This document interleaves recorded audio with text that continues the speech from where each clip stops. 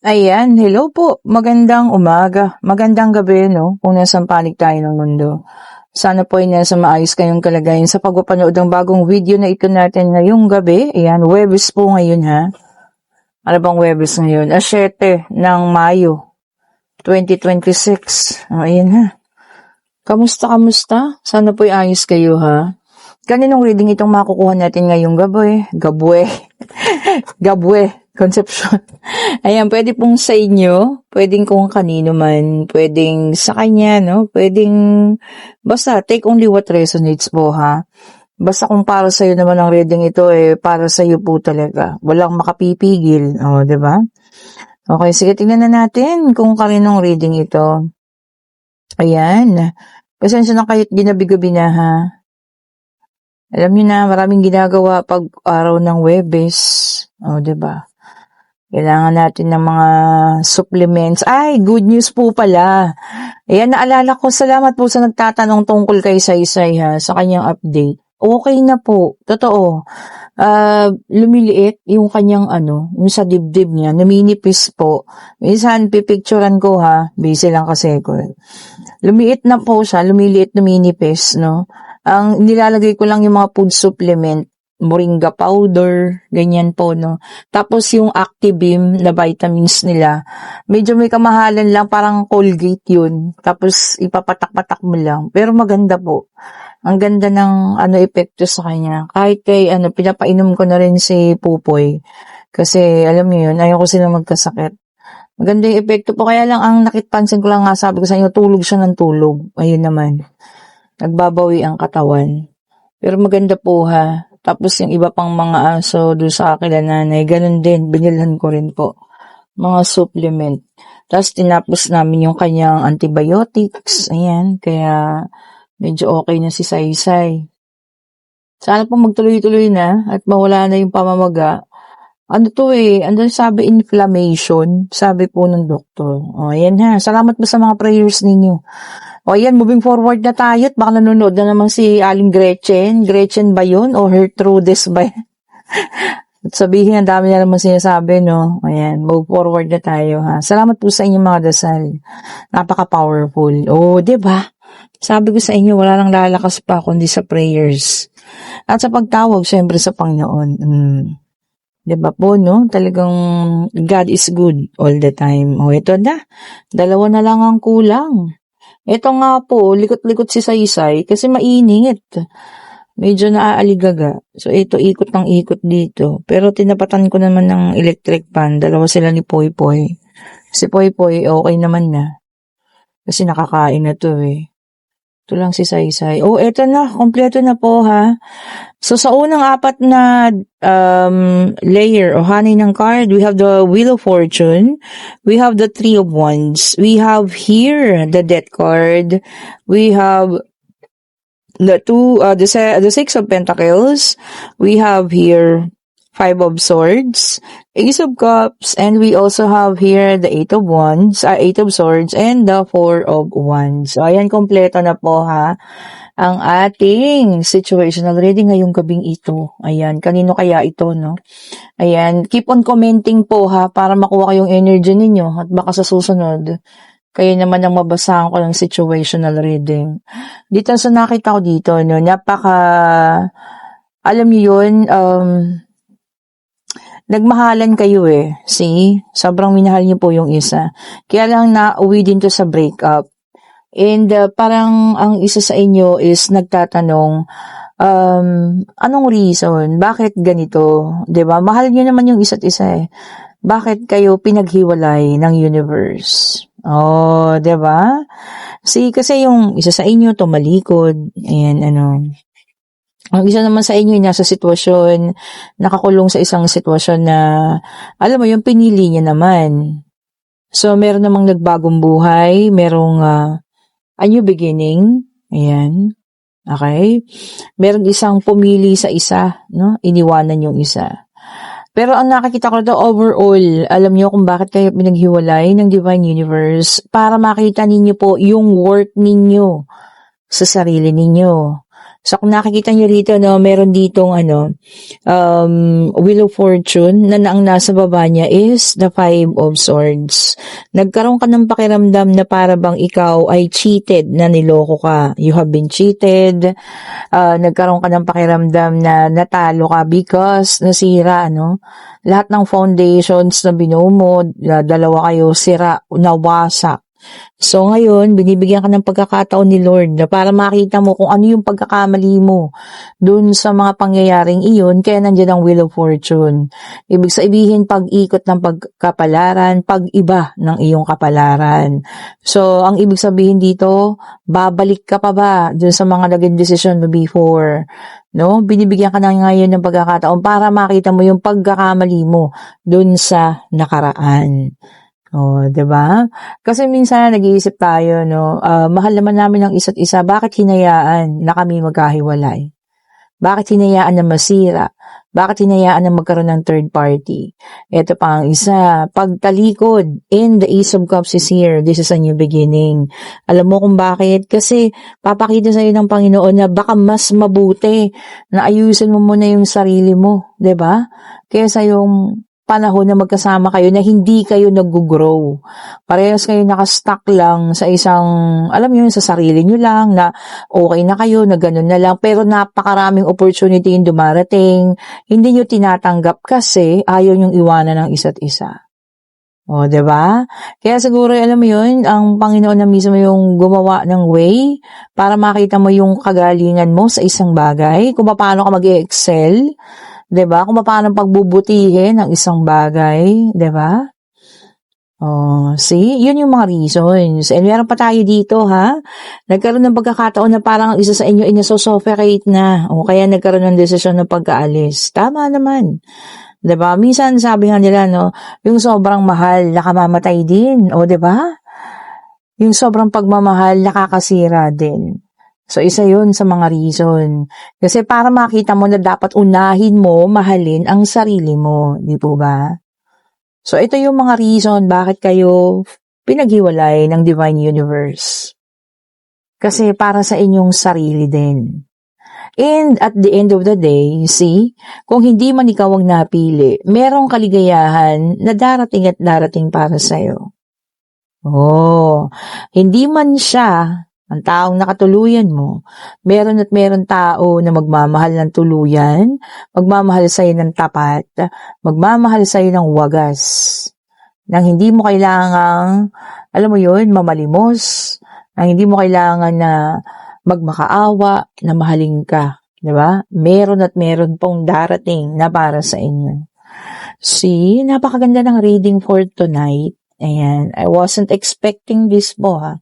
Hindi ko talaga ina-expect na ito yung lalabas. Pero napakaganda, no? Okay, so tignan natin dito sa second deck of cards. Ayan, ha. More elaboration on this. So, tignan pa natin, ano. Siguro dahil sa ako po ay nakakain ng maayos nga. Kaya't alam niyo yun, ang pagbasa ko sa mga cards napakaganda. So sana, no, para po sa inyo itong lahat na dumaraan or dumaan sa mga ganitong pagsubok ng buhay. At talagang alam niyo yun, kine-question ninyo na maayos naman kayo, nagmamahalan kayo, pero bakit kailangan paghiwalayin kayo ng panahon at ng pagkakataon? So maaring isa po dyan ang sagot, ha? O, di ba? So, ngayon makaka-realize ka, oo nga. Baka tama nga. Oh, kasi ngayon nakilala ko yung sarili ko. Kasi ngayon alam ko yung mga mas dapat kong gawin. Oh, 'di ba? And for some of you, meron tayong Queen of Swords. Ayan. Sabi niya rito, no, para sa iba naman, kailangan ng lakas ng loob. 'Di ba? Tapang. Oh. Baka kasi dati, kayang-kaya kang, alam mo yun, hindi naman i-bully, ano, pero kayang-kaya kang mapasunod, kayang-kaya kang turuan kung ano yung mga dapat mong gawin. Kumbaga nawawala yung sarili nating pagdedesisyon. O, diba? So, by this time, kaya siguro nangyari yun, kasi kailangan mong maging tumayo sa sariling paa, kagaya ng ating Queen of Swords, ayan, nakataas ang espada, 'di ba? May sariling paninindigan. Oh. And we also have here the Four of Cups, ayan, the Apathy card, ayan.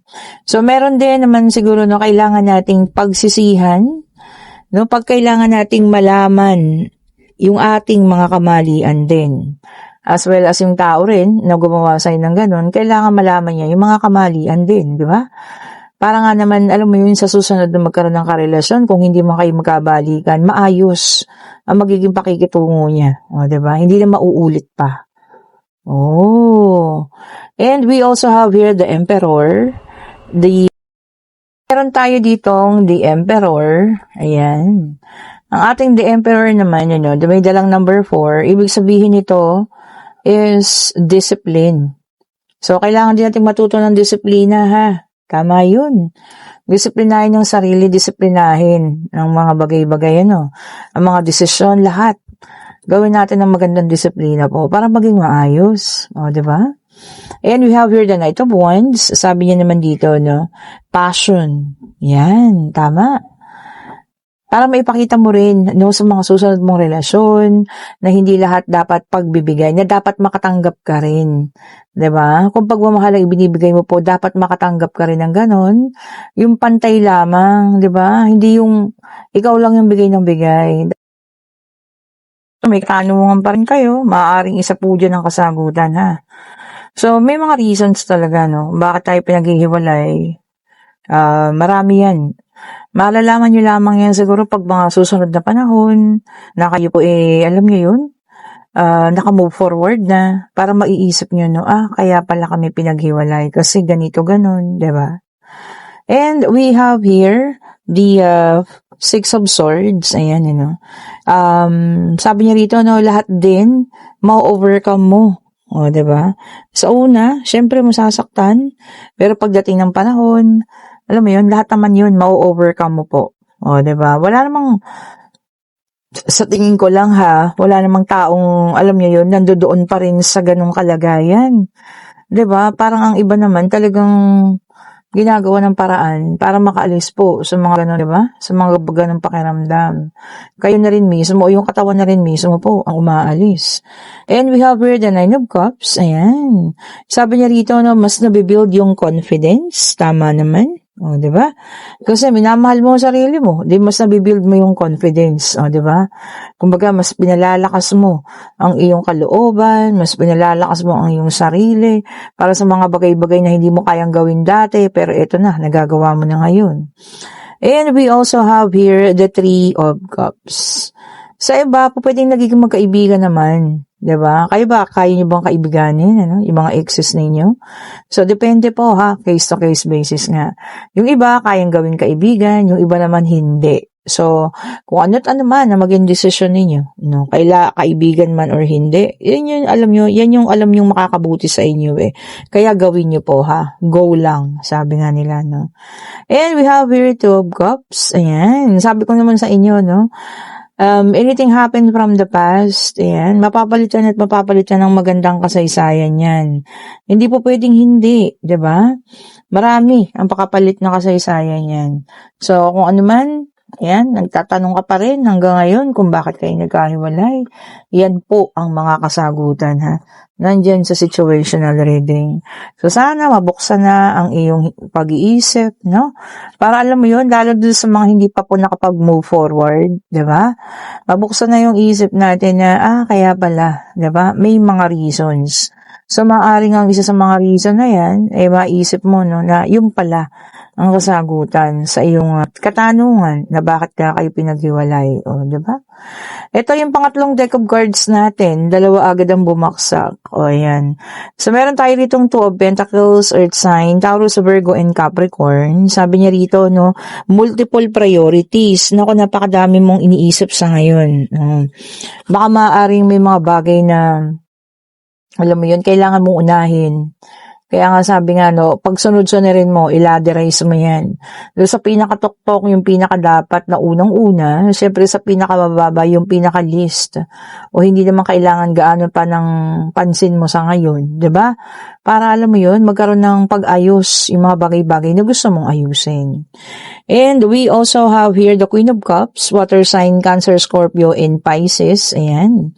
Sabi niya rito, compassion, Ayan, meron kayong i-comfort din. O, 'di ba? Baka kaibigan, nangangailangan ng, alam mo yon, comfort, pag-aalala, 'di ba? O maaawa ka, 'di ba? Tutulungan mo. O, ayan po ha. So, kung sino man ito, isa sa mga kaibigan mo, kamag-anak mo, kakailangan ng comfort at ng compassion, ano? Ibigay natin. Tao lang din tayo, no? Lahat ng tao magkakamaling nagagawa. Lahat ng tao dumadanas sa, alam niyo yung kalungkutan. So, kung ano ta naman po, no? Tulungan natin. Whether it's emotionally, no? Kung financial, kung may kaya, okay lang. Kung wala, 'di ba? Maintindihan nila 'yan. And we have here the Four of Cups, water sign ulit ito. Ayan. Yung iba naman sa inyo, no? Sabi niya, boredom. Nabobored. Bakit? Baka nagsasawa na sa ginagawa sa daily routine, 'di ba?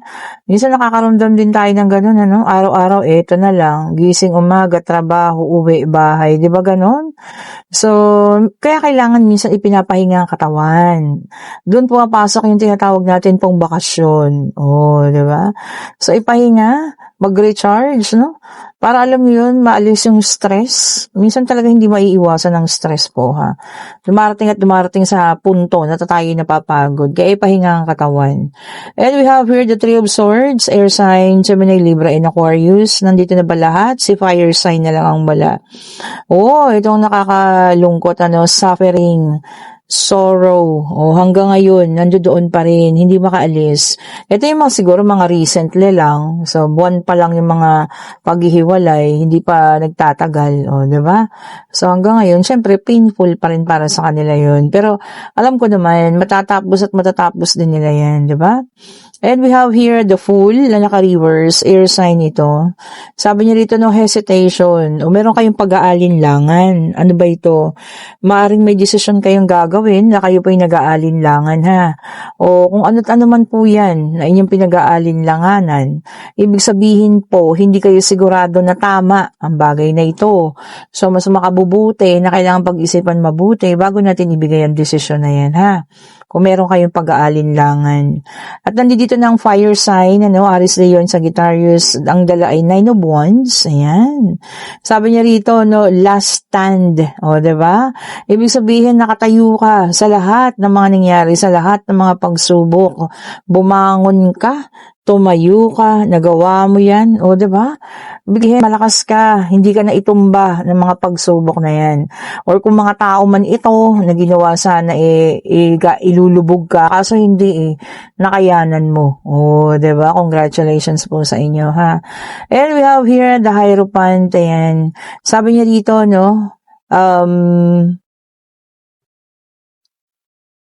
wisdom, katalinuhan. Magamit ulit ang pag-iisip natin. Maaari siguro sa araw-araw na pagdesisyon o isang bagay na pagdidesisyonan mo na malaking bagay. So, kakailangan natin ng katalinuhan dito, ha.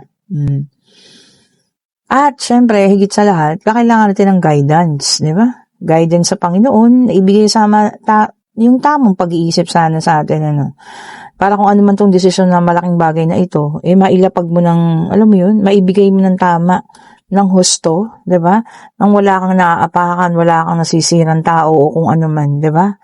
So sana maging tama po ang decision making na gagawin mo. Tama naman, humingi tayo ng tulong at guidance sa Panginoon po. Oh. Eto pa, isa na lang ang ating kailangan. Ayun na. Gumulong-gulong pa. So itabi na natin ito. Tignan natin. And we have here the moon na naka-reverse water sign. Ayan. Sabi niya rito, meron kayong mga bagay na ma-misinterpret. Or ikaw mismo, ma-misinterpret ka. Baka akala nila, sa tingin, sungit mo naman, ganyan. Masama ugali, ganyan. Pero hindi pa nila nakikilala kung ano talagang tunay mong ugali. So, siguro one time, makikita nila kung ano yung tunay na ikaw. So, ikaw yung nami-misinterpret. Malalaman nila kung ano po yung talagang ikaw, di ba? Or kung pwede namang ikaw yung nakaka-misinterpret na akala mo hindi tama yung mga ginagawa nila, yun pala, ginagawa rin nila ay tama para maprotekta ang kalaman. Kung ano man yung sitwasyon na makalalagyan mo sa misinterpretation, sana po ay maintindihan mo rin ito sa bandang huli. Ayan, at eto, Kung ano man ang iyong katanungan, ano, pag-ibig, financial, pangyayari, hingin natin ang kasagutan na. Ayun na. Umikot-ikot pa. Napakabilis. O, yes po ang sagot ha. At meron tayo rito, Nine of Pentacles. Ayan. Sabi niya rito, no, hard work will pay off. O yan. Lahat ng sipag mo, pagod mo, makikita mo na raw po lahat ng mga bunga ng iyong pinaghirapan. Oh, 'di ba ang ganda?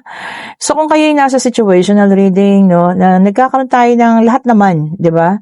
Alam ko lahat meron at dumarating sa isip natin, sa punto ng isip natin, ano, ayos kayo eh. Bakit dumating yung isang ganong pangyayari at kayo'y pinaghiwalay? Bakit pinahintulutan ng ating Panginoon na mangyari yun? Marahil, isa po rito yung mga kasagutan ha. So sana sa reading na ito, masumpungan ninyo or mahanap ninyo yung kasagutan po sa matagal ninyong katanungan. Ano? Especially kung matagal lang nangyari ito na kayo po'y nagkahiwalay. Ayan po, kung nagugustuhan yung ating reading, pa-like, pa-share, subscribe and hit the notification bell para lagi kayong updated sa mga bagong videos na nire-release natin. At salamat po sa lahat ng nag-o-order ng ating mga bracelet. Thank you so much po sa inyo, no? At sa lahat ng may gusto pang magpa-schedule ng private reading para bukas, ayan, open pa tayo. Meron pa tayong mga slots na open pa po sa hapon at sa gabi. Sa umaga, puno na po tayo ha, pasensya na po kasi ang umaga talaga mga sa ano to no, sa team abroad, yan, mga taga-US, sa mga Europe, sa US, sa Saudi, ayan, sa mga Dubai, no? Ayan, depende po, no? Yung iba naman hapon, mga taga Hong Kong, ayan. So, depende po ha, pero karaniwan sa talaga sa kanila, ang umaga ay mga nasa abroad po. Salamat po muli sa inyong pagtitiwala. Have a great evening po. Happy Thursday. Ayan. Salamat po muli ha. Bye-bye po sa inyo.